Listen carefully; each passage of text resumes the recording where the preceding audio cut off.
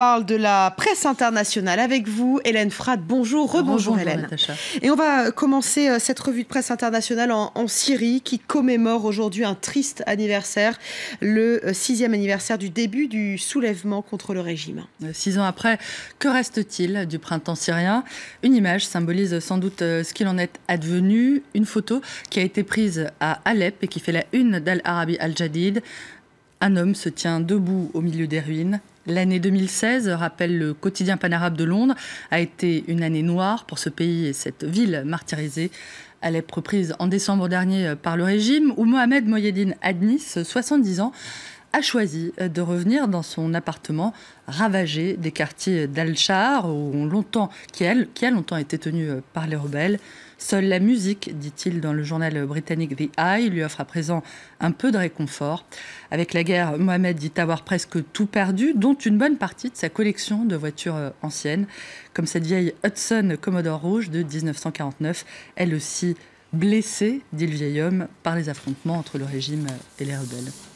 La presse internationale qui revient aussi beaucoup ce matin, Hélène, sur cette décision de la Cour de justice européenne d'autoriser les entreprises à interdire les signes religieux et notamment le foulard islamique. Slate parle d'une décision qui serait un bon compromis dans la mesure où la justice européenne aurait enfin établi des règles claires aux entreprises privées, notamment en France où, contrairement à la fonction publique, où la laïcité, on le sait, est de règle, le secteur privé doit respecter la liberté religieuse de ses salariés.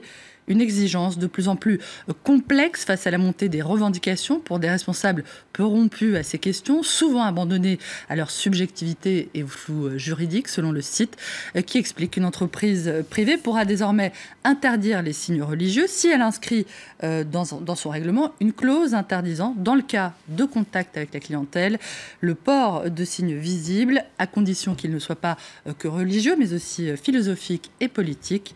Indignation, en revanche, du Independent au Royaume-Uni, qui voit dans cette décision la manifestation de l'islamophobie européenne. L'islam et les musulmans, écrit le journal, ne sont plus les bienvenus en Europe. Au cas où ce message n'aurait pas été suffisamment clair, les juges européens ont pris le soin de le traduire dans la loi.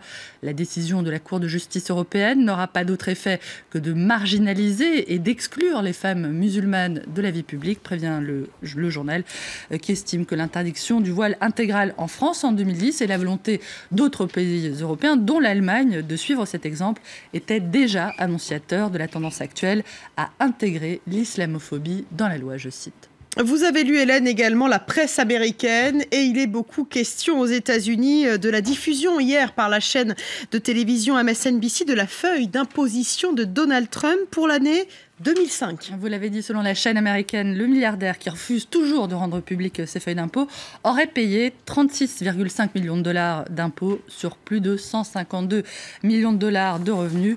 Mais loin d'être embarrassante, cette révélation ne fait finalement qu'indiquer que le président américain a bien payé des impôts. Et c'est ce que relève The Washington Post, qui rappelle que The New York Times avait publié en octobre dernier une précédente déclaration datant de 1995, où il apparaissait que Donald Trump déclarait cette année-là plus de 900 millions de dollars de pertes, une somme qui lui aurait permis d'échapper à l'impôt pendant 18 ans, selon le journal, qui se serait donc légèrement trompé dans ses calculs. Bref, résume The Washington Post, les révélations de MSNBC sont plutôt une bonne nouvelle pour le président américain, qui pourrait même être lui-même à l'origine de l'envoi de cette feuille d'impôt, selon le journaliste qui a reçu à son domicile le pli anonyme la contenant.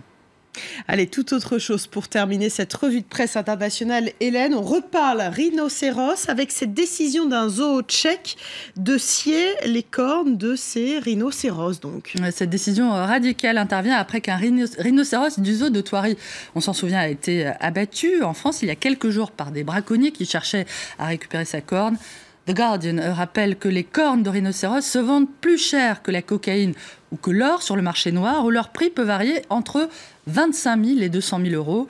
Les cornes de rhinocéros étant réduites en poudre, étant notamment très prisées en Chine et au Vietnam, où des vertus médicales leur sont attribuées, des vertus qui n'ont jamais été vérifiées scientifiquement, celles de faire baisser la fièvre, de faire reculer le cancer, de stopper les saignements de nez ou encore de faire remonter la libido. Carrément. Un peu de scepticisme pour ma part, mais bon, chacun son avis. Merci beaucoup Hélène Frade pour cette revue de presse internationale.